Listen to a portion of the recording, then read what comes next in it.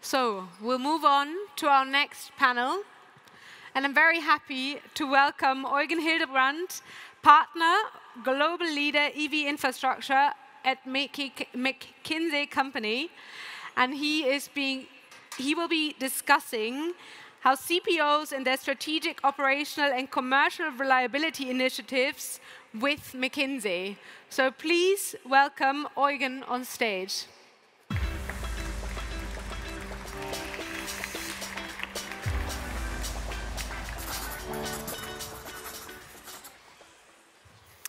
Hi, everyone.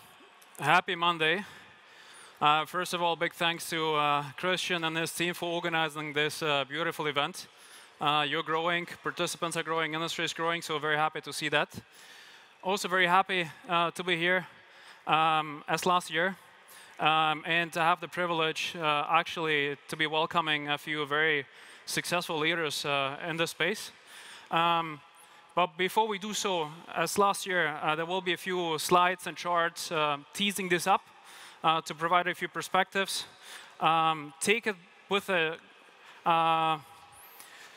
little bit of a grain of salt. These are examples and probably not representative for all of you, but should be used as a basis for debate. Just checking whether slides do work. Starting off, many of you are probably not familiar with McKinsey. Just briefly about this one. We have a group of probably 50 dedicated colleagues and experts, also from the industry. And just a little bit from us since last year, what we have been up to. Plenty of interesting engagements we had, from raising significant volumes of money, helping CPOs enter new markets, or actually building technology. And this is not going to be about this, but with this experience and the people contributing to this, I'll add a few insights that we have gathered from the last 12 months. So let's start with the customer first. I hope you can read the chart. There are plenty of colorful bars, so thank you, Axel, in the first row for contributing to this. So EV drivers, excluding the Tesla ones, were asked, what's your judgment about the very different CPOs? And reading the different colors here, you can obviously see number one as the top one. A lot of people, probably almost 90%, they find it very attractive. Secondly, what we also see, only very few people don't like the CPO, right? If we want to stretch it to the term of not liking it. And especially if we compare it to the second one, the runner-up, you see there's almost a 2x difference in attractiveness. Again, very subjective. But also the second one, the runner-up, there are many people which do judge that they don't find the CPO pretty attractive. And last message, basically, if you look at the bottom ones, and bottom doesn't mean it's like all across the hundreds of CPOs we have, these are really the big ones, which are probably covering routes across Germany. You see that those players, they haven't been able to build significant brand awareness or a value proposition, hence why the different customers, they judge them or have an opinion about. It's very unclear, actually, whether we like them or not. That's the first one. So there's a clear EV driver preference, which is becoming visible, and CPO long-term plans are starting to pay off or fail. Second one, we should not discount the Tesla drivers. I believe they have been setting up the benchmark in terms of customer experience, in terms of value proposition. If you look at their numbers, you see almost everyone loves Tesla, right? It's a captive network. They got used to it. They probably cannot even tell whether any other network is sufficiently or equally great. If we look at the second one, there is a runner-up, which is basically pretty getting closer to Tesla, but it's still further out. If you look at the number 3 and number 4, you see that Tesla drivers, they might have a preference for the second one, but for the rest, they actually don't have the preference to be arriving in their stations and experiencing what the value proposition carries on. So we talked about customers, and we basically see that the supercharger network, again, remains superior to the Tesla drivers with the strong presence of the second runner-up. a pretty busy chart coming next, right? What you see here is basically time utilization of DC charging stations for the year 23 and almost year to date in 24. One thing we can read out of this is 23 average market utilization was around 6%. The utilization for 24 has slightly decreased. We don't see it yet here, apologies.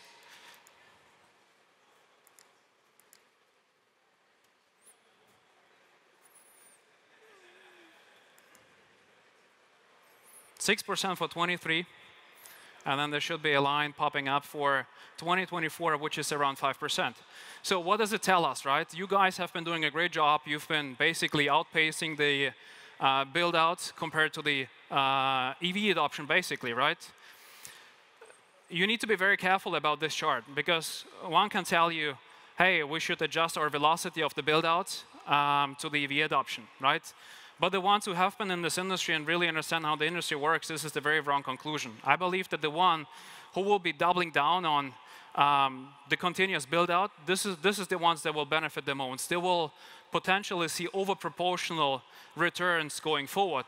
Again, if we were to believe that we're going to stick to the OEM emission targets, if we were to believe that cumulatively over the next years we're going to see more than 100 different models coming to market, and that TCO will, or is a no-brainer, right?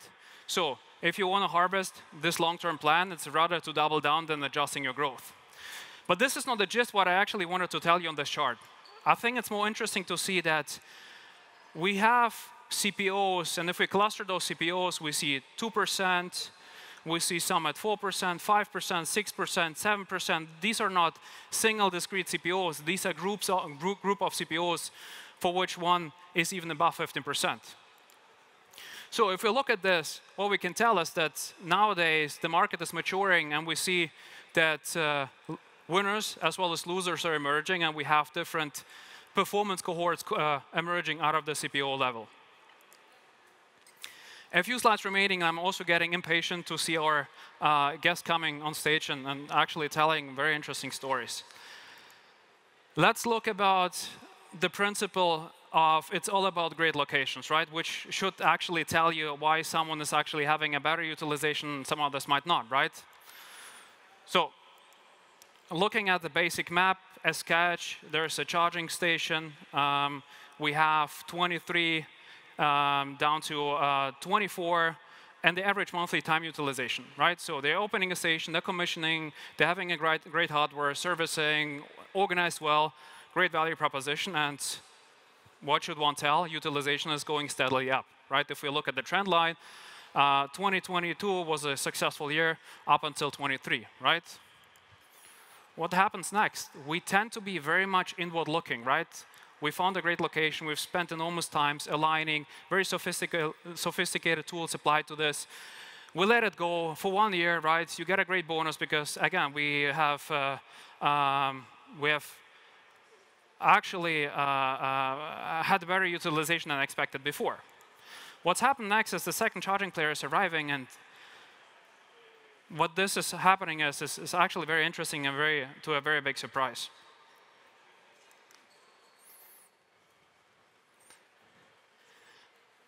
The first station, the incumbent basically, is starting to lose its utilization, and the second player is actually eating up all the dispensed energy delivered at this particular place, right?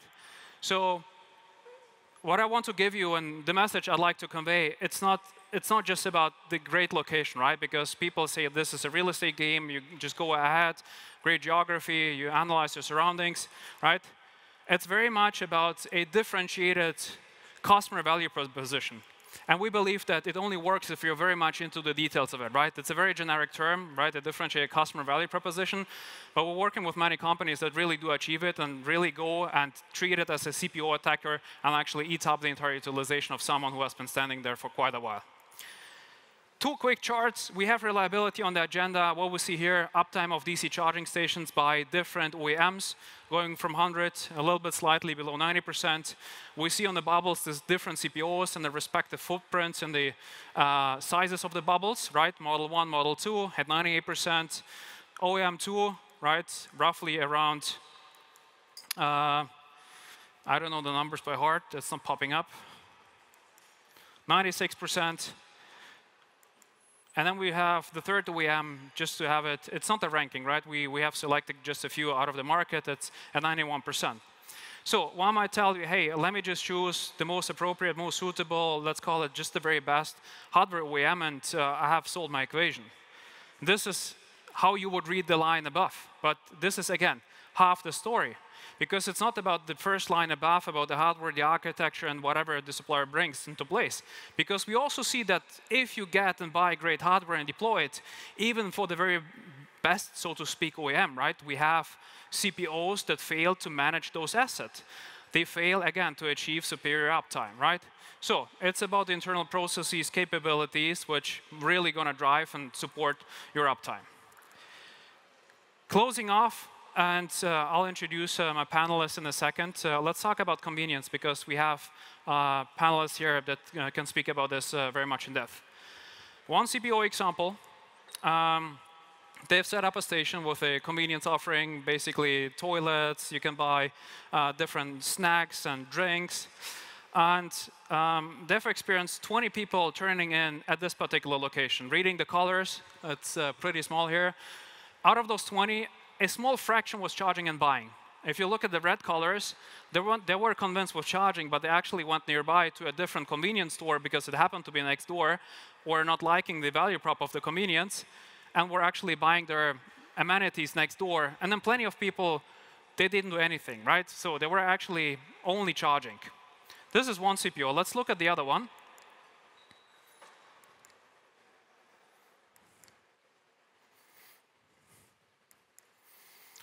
There's high latency in the system. So the second CPO, 20 people as well, right? Turning in with their AVs. More people charging and buying. Some of them, surprisingly, were only buying, right? So your convenience value proposition was actually outperforming your charging value proposition. And some of them were actually only charging. But to the biggest surprise, actually, that convenience offering was so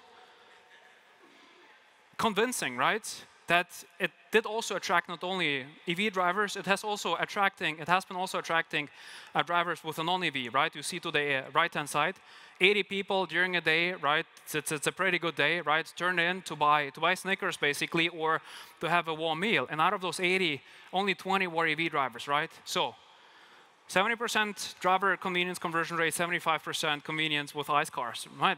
They have done their job pretty well.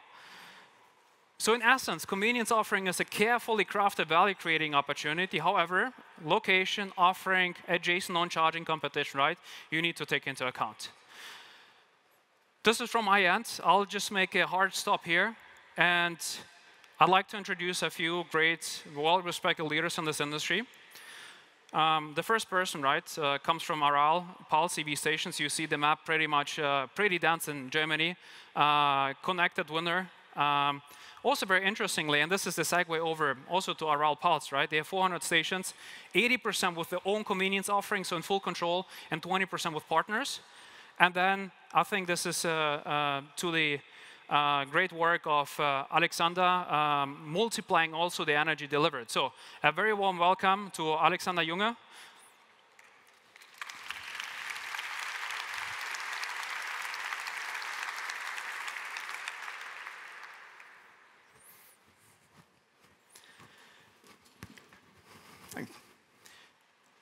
This station seems for many pretty familiar. A wooden roof. You also see convenience in the left corner, right? This network looks also pretty dense. Obviously, 5,000 charge points, more than 2.5 million app downloads. This is a lot. And speaking to Lars beforehand, he told me almost every 50 kilometers, in 95% of the cases, you can actually find a EMBW charging station. And the last one, actually, the most important one is, it's a very bold commitment, obviously substantiated with the track record and the success in the past, with the annual investment going forward to support that build-out. So, very welcome, Lars.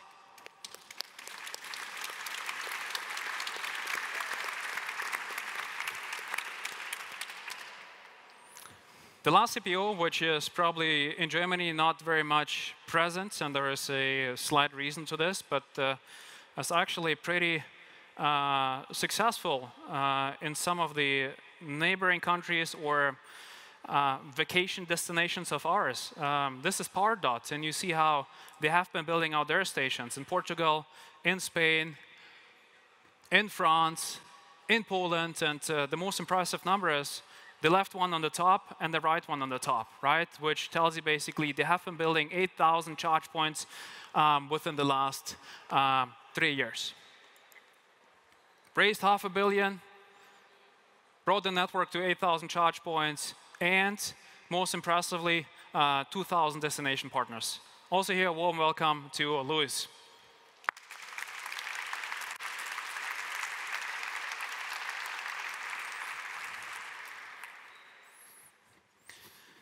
All right, thanks. Thank you for listening. That's enough for my talk. You have seen the photos of the various different networks, the stations.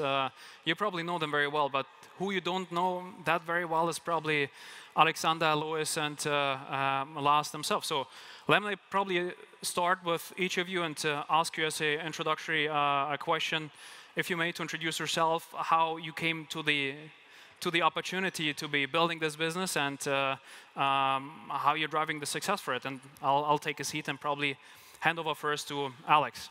Yeah, thank you, Eugen. So actually, believe it or not, I started in oil and natural gas business, and I did that for 20 years. But then 6 years ago, I moved over to EV charging. Why? Because I understood that is the future. That is the future of mobility, and it will be the future for my company.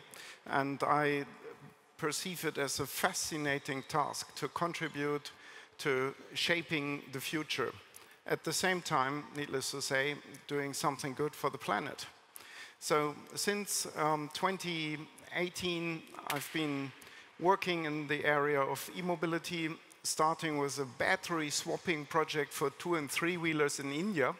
And since 2019, finally, I've been in charge of preparing the entry of the German EV charging market for my company. And since we started in 2020, I've been running this business here in Germany. And I'm excited to be here talking to you and you guys today. Lars, what about yourself? You've been in this business for also quite a while. What's your story? I started off in the telecommunications industry, and after 10 years over there, I wanted to do something which was related to actual growth and making a change, creating something new. I think sums up pretty nicely what you said. And this is why a couple of years ago I joined EnBW, and we have been pushing the e-mobility transition in Germany forward ever since with a great team. Interesting. And Luis, you were the last one, to be called up to the stage, but you're also the one that decided to do it yourself instead of joining something and building for someone different. Yeah, I started my career in hyper-growth companies. I started my career at Uber in the early days of Uber in Europe. I was expanding the Uber business across several markets in Southern Europe, and I came across as responsible for Uber Green, what is called today Uber Green. Back in the days, it was kind of a novelty. And I was working in Lisbon and Porto, trying to convince drivers and finding chargers to operate Uber Green back in the days. So there was actually 1 charger in Porto, 2 in Lisbon to use, and we had to convince drivers to leave their ICE vehicles and to join Uber Green. That was my first contact with electric mobility, and that led me to start Pardot a few years later.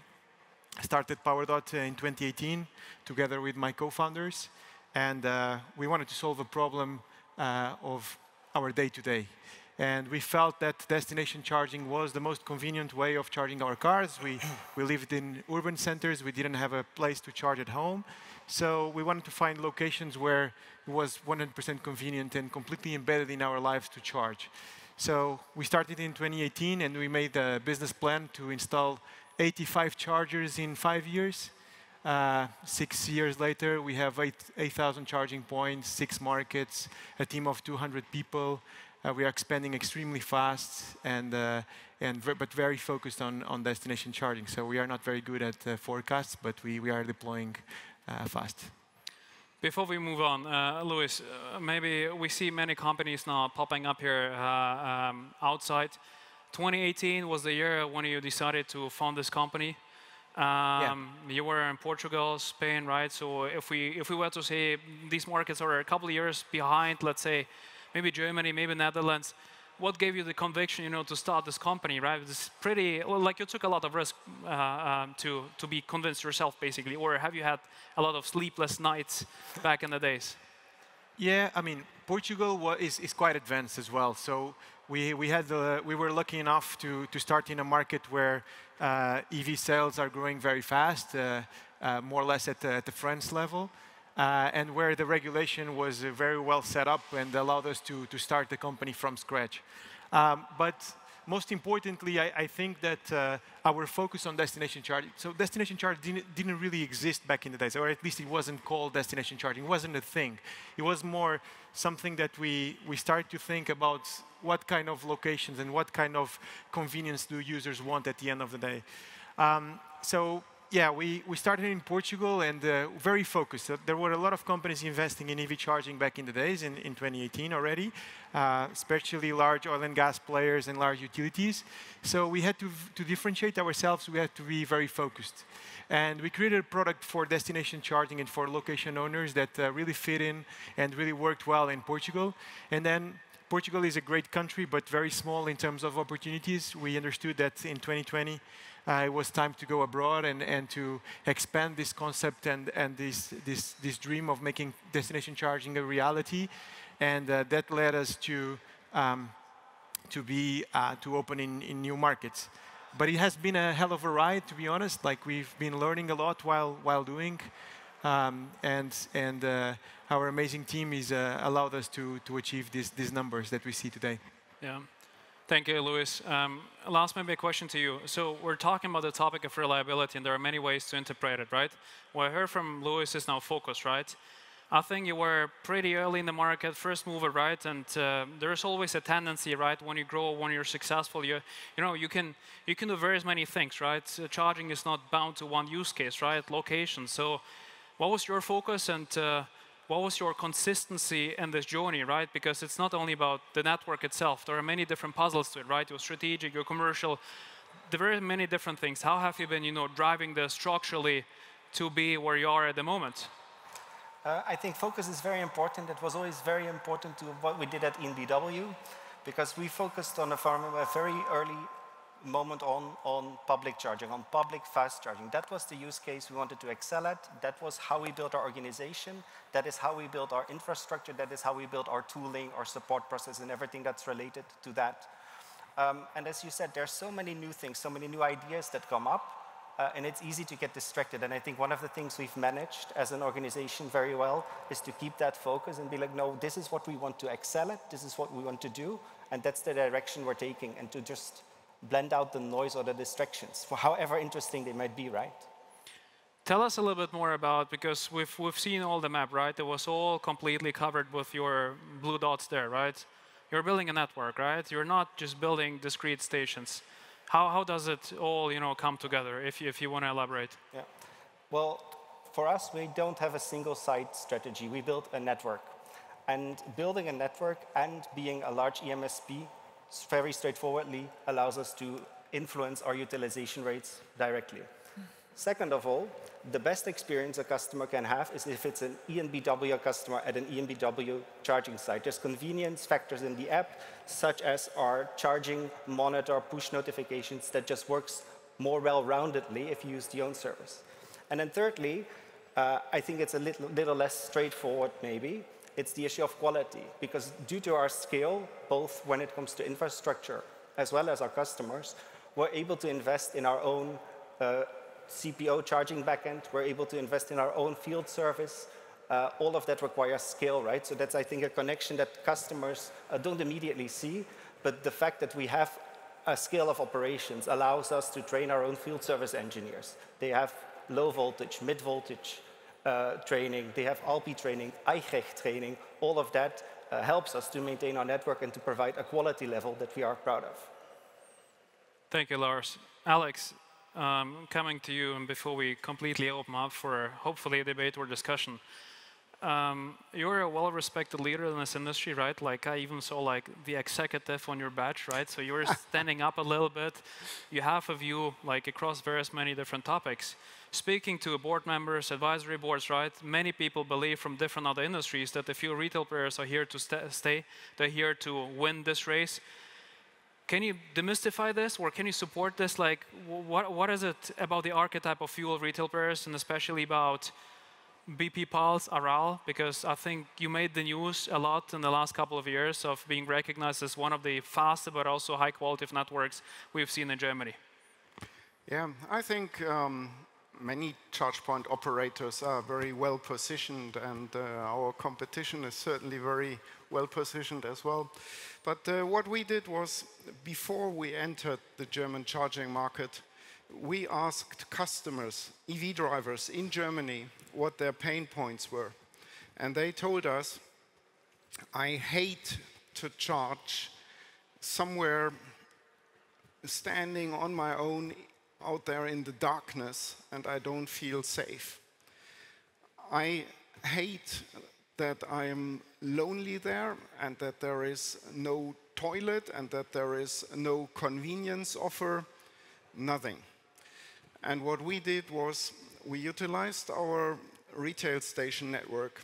We built charge points, initially only at our retail stations. In the meantime, we are moving beyond them. But we've built charge points at sites which are well lit, which are manned, where you can feel safe after dark, which have a convenience offer and a toilet. It's called retail station or petrol station, and everybody knows it. And that has certainly helped. And customer surveys have shown us that customers appreciate charging at such locations.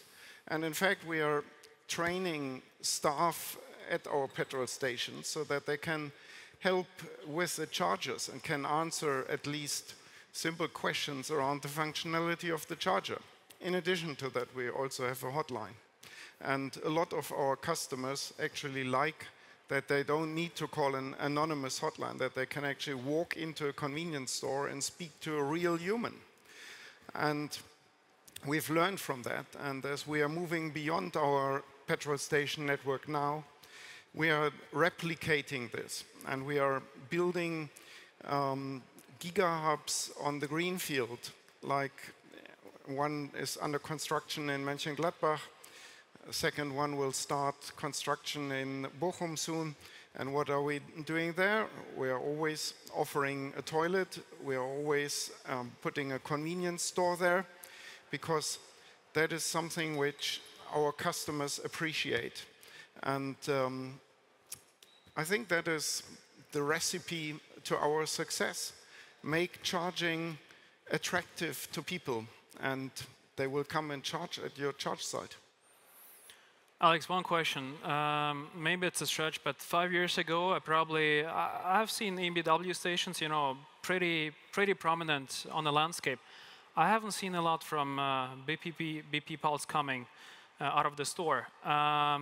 What's the reason why you're surfacing and becoming pretty prominent, very explicit, and also well appreciated over the last 2 or 3 years? Is it because of you as an individual, or is it your organization has been changing? Is it, you know, that's why I refer to you, you're as an executive, you have very different conversations in a very big group such as BP. Like what made you change, or what has changed that started to surface actually the success of you? Yeah, BP Group and Aral in Germany, being an affiliate of BP, is currently reinventing itself.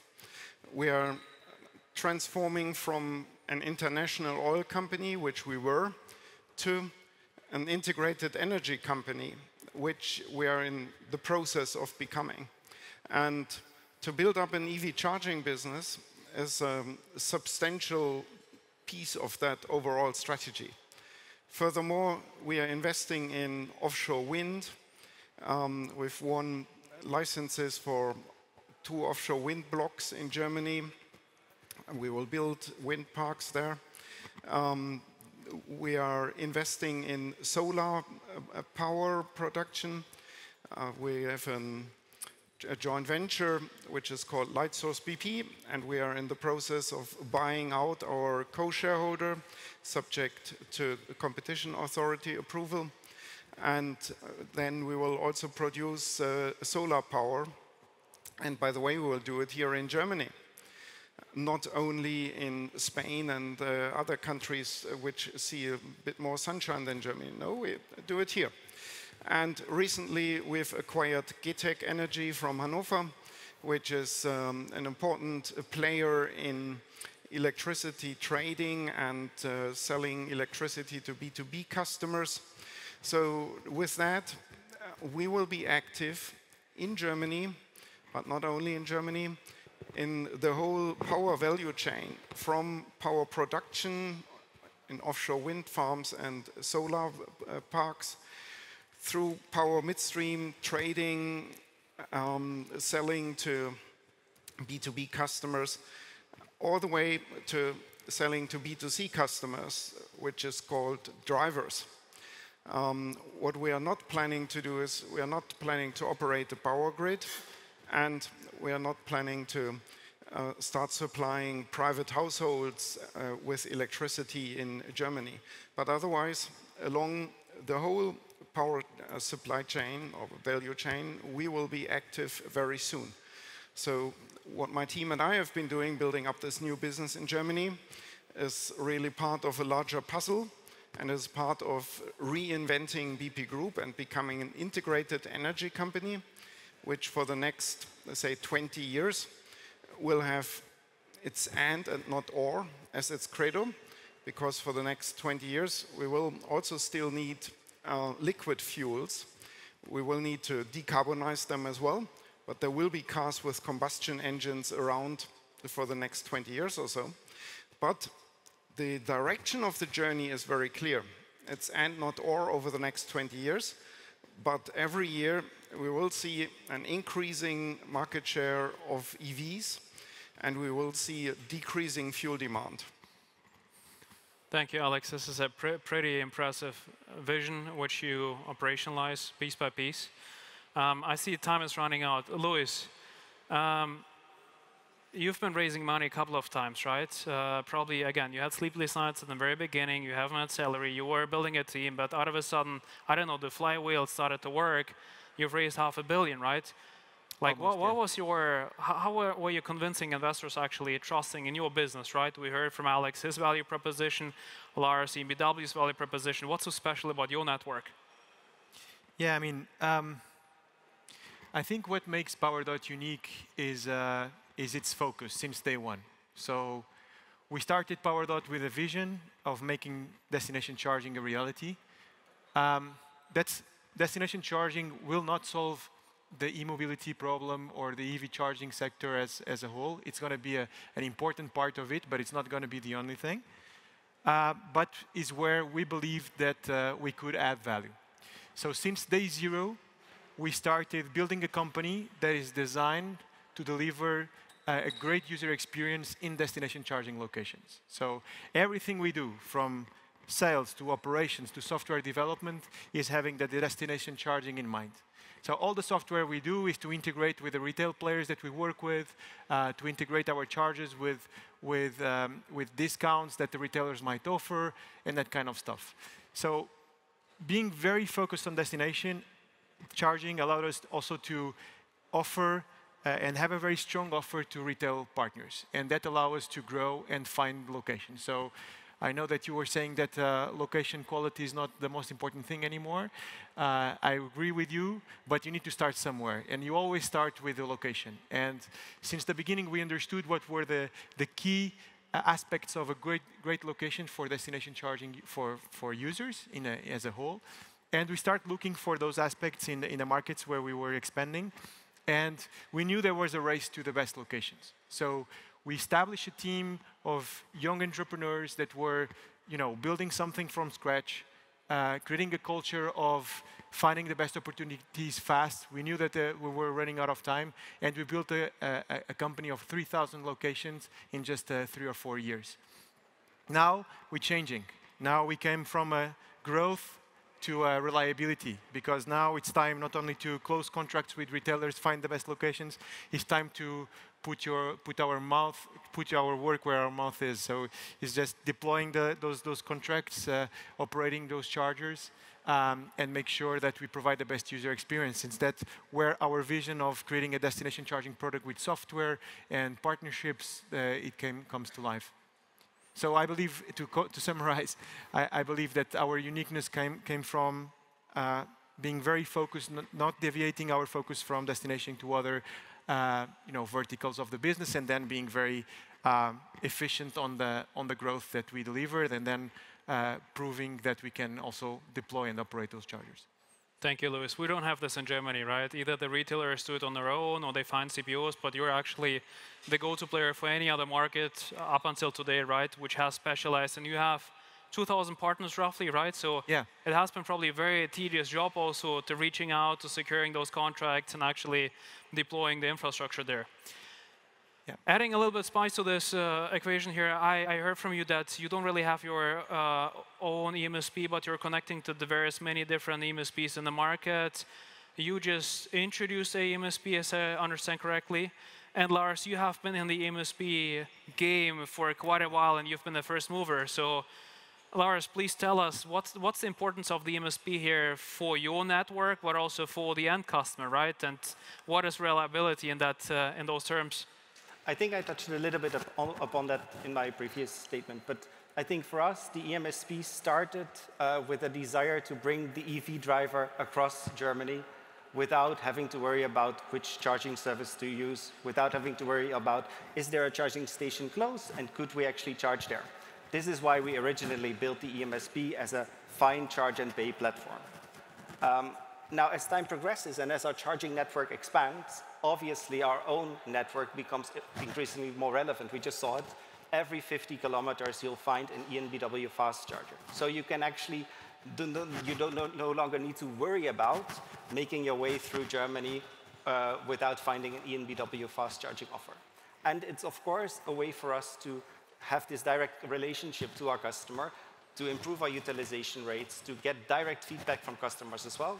Now, it's one of the things we always do is we test, we get customer feedback, we go to customer interview sessions at charging hubs. So we continuously evolve our portfolio. We build our charging sites very much based on our customer feedback. And the same is true for our tariff portfolio and our commercial products as well.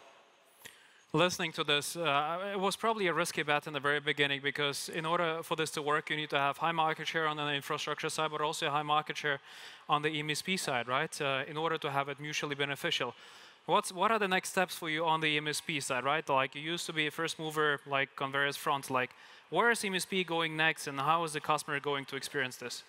I think a couple months ago, we implemented a new pricing scheme, a new tariff portfolio already. I think that was one step in the new direction. I think for me, the EMSP is very relevant and very important, because customers do not want this jungle of different tariffs, different offerings. So I think EMSP will always have a very good function, mainly, and I think most strongly related to their core CPO. And for me, we'll keep on evolving our platform to make it a more interactive experience. So before, up until now, our focus has been largely transactional, finding the charging sites, doing the payment transaction, or doing the charging session, processing it through the app. I think we're continuously evolving that, and of course, being one of the major energy suppliers, also creating smart energy solutions that bundle products for home charging, for home energy, to make sure that the customer can address all their energy needs, charging needs directly through our app. Interesting, Alex. Bringing you into this conversation a little bit, right? They have been doing this for quite a while. You're introducing EMSP, you have lots of convenience. How do those puzzles come together? Is your EMSP going to be attached to convenience? Is your convenience being integrated into EMSP? Is something different going to govern it? What's the picture around this? We understood the energy picture, which is pretty convincing, and we all expect this to happen. What is happening on the EMSP side, convenience side for you? Yeah, so first of all, I have to say the colleague from EnBW is absolutely right. I mean, Lars, you have described very well what the value of EMSP is to the customers, in particular when you're both CPO and EMSP. Nonetheless, what can come on top if you operate convenience stores is the combination with a convenience offer, which you can advertise in your charging app, which you can maybe promote in terms of special price for coffee or whatever. So we've just launched our EMSP offer a few months ago, and we will invest a great deal of energy over the next months and years to further expand it and to include new offerings. And of course, to combine the various strengths which we as a company have. Louis, what about yourself, right? EMSP, you don't have your own one, right? You're relying on others. Or just like paint the picture how it works on your end and what does it work out? Yeah, we have a completely different approach towards EMSPs. So I think that question, I hear that question a lot. Like, you're a very large network, why don't you have an EMSP app? How do your users charge, and so on and so forth? Well, that question leads me to a fundamental question of what's the CPO core business? And my vision is that the CPO core business is about finding locations, deploy chargers, operate them, making sure they are available to public on a reliable way and provide a good experience. I think that getting customers to the chargers is a completely different beast. So the EMSP business is a completely different game. And this is a B2C market.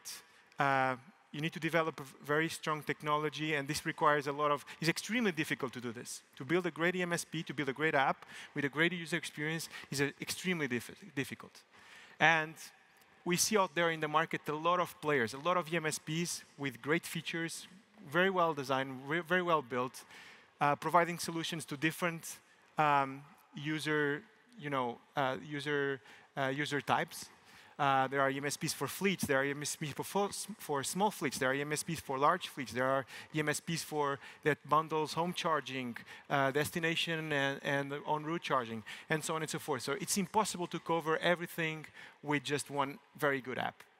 So we decided we understood this game, and we said, okay, instead of putting resources and time and dedication to compete with all the EMSPs that exist in the market, let's bring them in. Let's partner up together. Let's build stuff together. Let's build technology together. And today we partner up and we integrate with all the EMSPs in the market. We do it through roaming platforms such as Hubject and Grev, but also through P2P. And we develop technology together. So EMSPs such as ChargeMap, DCS, plug surfing, and so on and so forth. They are very close partners and allow us to get to almost 12 million users today without building an app. So, and that allowed us to put a lot of focus into our business, which is to become very reliable at the end of the day and provide a good experience for users. Thank you, Louis. Listening to you, it means, Lars, you probably have done a great job. Alex, you're just about to do a great job if we look back at the track record which you have done for the last 2-3 years on the charging sites. And Louis, you probably made a wise choice for your business model, operating model, to partner up. We have 2.5 minutes left before we open up for Q&A. I believe it's probably better to spend 3 hours and asking various different many questions. Maybe something asking you hypothetically. Obviously, you cannot fully speak about what the entire companies of you might intend to do. But if you were to have the next 50, 100 million, right, for the next, let's call it 2 years, 4 years, 5 years, right? Where would you spend it? Maybe Alex, starting with you, in the charging business for your own network. Would it be convenience? Is it EMSP? Is it faster rollout? If you were to say, let's say you're gonna pick 3 things. If we go for one, you might, it would be too exclusive. Yeah, certainly we would invest in further chargers, and we will do so. I mean, let's talk about the elephant in the room. EV deployment this year is slower than many expected it to be, But we believe that e-mobility will be the future, and it's not a question of if, it's just a question of how fast. That means building a charging network is the right thing to do, and continuing to invest in the charging network is the right thing to do, regardless of whether the utilization comes a year quicker or slower. So that is something which we would do. Then definitely invest further in our new EMSP offer and expand it further.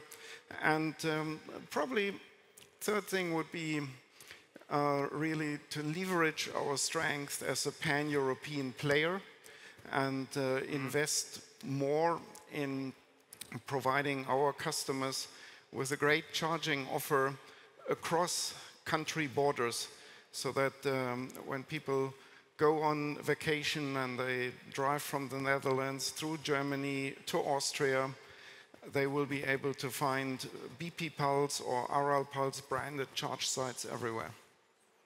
Lars, your 100 million. I think I would invest it mostly also in stuff that's not yet economical to put in, but will come in the future. So I think I would invest more in convenience, in making the charging sites even more attractive, because I think that would bring like a push to the customer wanting to spend time there, the convenience or the ease of use when it comes to using a charging site. Obviously, I would strengthen our EMSP portfolio as well, maybe expanding it to 1 or 2 countries abroad, but mostly focus on providing more value for the customer. Yeah. Interesting. Louis? Well, for sure, in more locations. So we have today 3,000 locations. It's not enough. It's a drop in the ocean, to be honest. We need much more to change and to make a reliable infrastructure for EV users. That's one thing. Second thing, for sure, technology. We believe that software, hardware together combined can definitely provide better user experience through plug and charge, auto charge, whatever you want to call it. I think we're just scratching the surface of what kind of experience it can provide to users. And last and but not least, our team. So our team is expanding with our growth. We have extremely talented people at PowerDot, 200 people, but it's proportional to the number of locations and charges we have, and we plan that to grow as well with our size. So if I can choose 3 things, I would say these are the ones.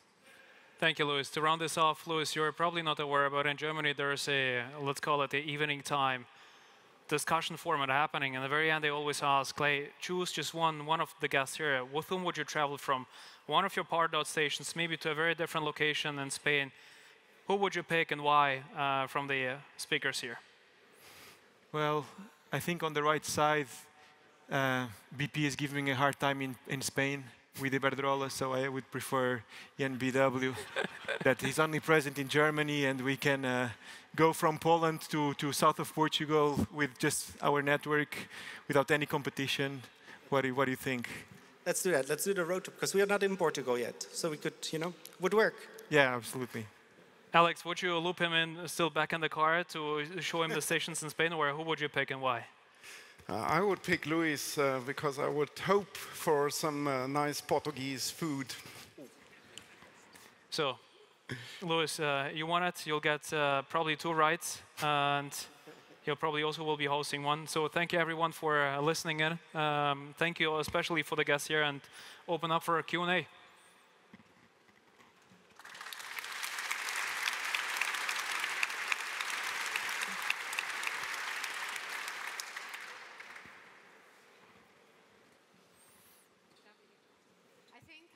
We can just hand over the Q&A to you. We might have some questions on the screen.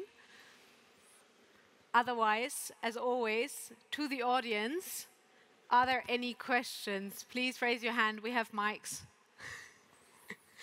First row.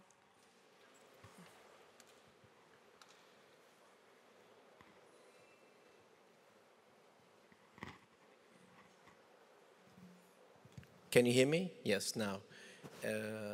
Eugen, congratulations. Great job you did moderating this. Louis, my first question is, why is Germany not included in your expansion plan?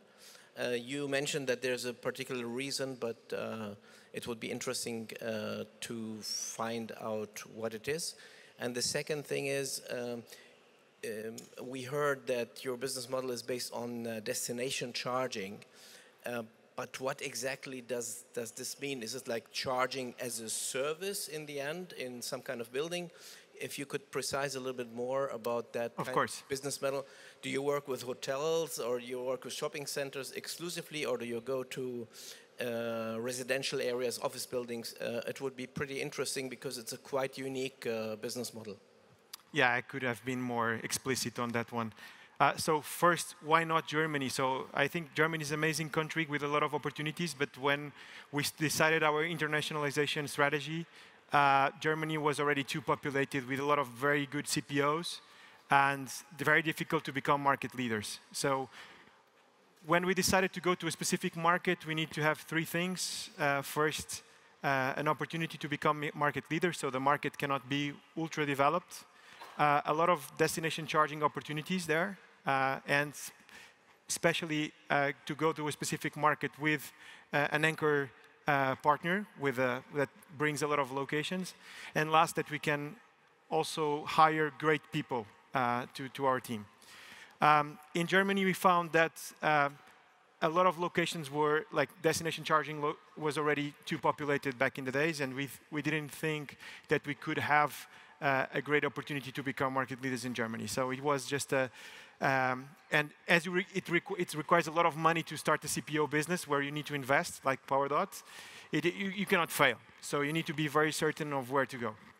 So what is destination charging? So destination charging is a very simple concept. It's like charging while you're doing something with your life. So most of the times when we hear about en route charging is that we need to do a detour from our lives to charge our vehicle. And we don't believe that this is the best user experience. We believe that there are better user experiences that we can provide and that only electric cars provide. And the fact that electric batteries are charged with electricity, and the electricity is basically everywhere, we can find places to install chargers where people go and naturally spend time, and actually to make this charging experience embedded in people's lives. So you don't ever have to do a detour from your life to charge your vehicle. So our vision at PowerDot is that you can do your life without thinking about charging. You just, everywhere you park, you charge in. Everywhere you park. And you don't go from 0 to 100, you go from 60 to 80 or 40 to 60 every time you park your car. So what are the locations that where you can do this? So first, retail spaces, right? Supermarkets, shopping malls, retail parks, restaurants. And what we believe is that the dwell time is going to be the same as the charging time. So if you stay 1 hour in the supermarket, you're going to charge for 1 hour. And this is the mindset. So with this mindset, we never decided to invest in highways or to build our own stations from scratch. We always put our chargers in locations where people actually go and spend time. And we are always partner up with big brands such as Leclerc, Le Mousquetaires, and so on and so forth. Sorry for my French accent, which is awful, but I do my best. Not at all, not at all. We have one more question from the online space. So it seems like you're building networks just like classic fuel station networks, but which impact or role will home charging play, as we've seen some projections that home charging might account for 70% of charging sessions in the future. Does it complicate your business case? I'll take that. For us, it doesn't really complicate our business case. It's very much part of our business case when we started the business. Now, one thing that we do differently than building charging stations like fuel stations, actually we build a lot of charging stations with retailers at supermarkets where our customers like to spend some more time. I think it's different. Second of all, yes, I spoke about focus, about doing public fast charging, and at the same time, EnBW of course offers home charging tariffs as well, or home electricity contracts as well. So this is the type of smart energy solutions that we're developing that we think we're ideally set up for. Is it more complicated? Yes. Did we think of it? Yes. How about the others? Well, in our view, home charging is a very important way to charge our vehicles. Is definitely the cheapest way and the most convenient way. However, in urban areas, on average, only 20% of people have the possibility to park their cars at home. And that doesn't mean they can install an EV charger there or have a plug to charge. That only means that they have a place to park. So we believe that the mass market will have to charge out of home. And that's where workplace charging, destination charging, en route charging plays a very important role. But I really believe that home charging is key to bring another convenient solution for users when it's possible.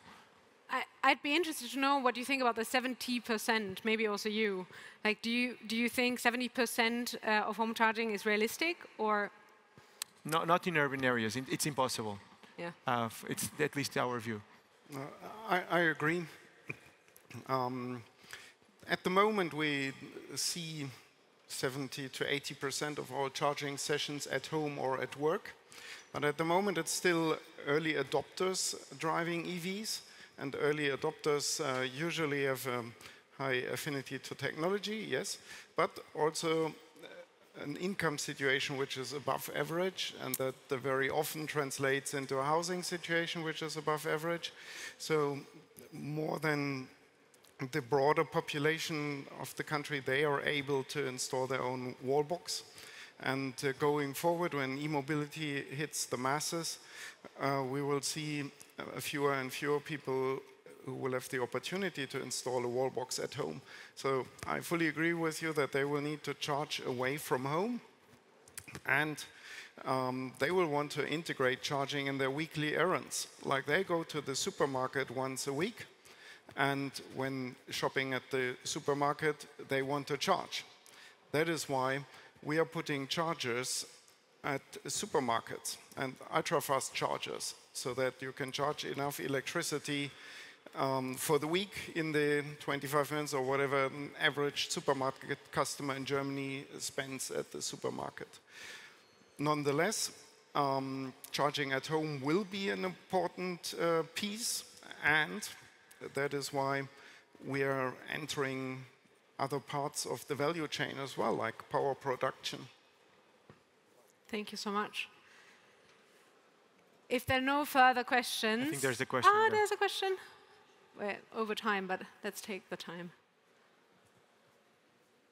The question is that so far there's the part where people charge physically at the charge points, and then there's the car itself and how it communicates and what the user sees and the statistics about charging. That's handled by somebody else, which is the Tesla app itself or the BMW app itself, even though their APIs are public. Do you ever think that it's worth to maybe, because you have the manpower, you have the money, to go and build something that's universal, that allows also people to go beyond the charging phase, and after that, where they can also see whatever brand that they own, they could see details about that in your respective apps, because you all have already apps, right?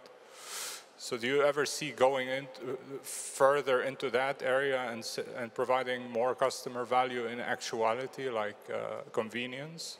Please, brief answer. I think it's for me, right? I mean, just answering very fast. Like, the customer value is already there. It's just we are not the ones providing. Like, EMSPs and OEMs are already doing a tremendous job providing that information. We are just enablers. We just provide them the infrastructure and the data that they need to feed the customer needs. I don't think that PowerDot ourselves delivering another app would bring a lot of value to the market, as OEMs and the MSPs are already doing it. We just prefer to partner up with them, feed what they don't have, and just allow them to do what they know how to do.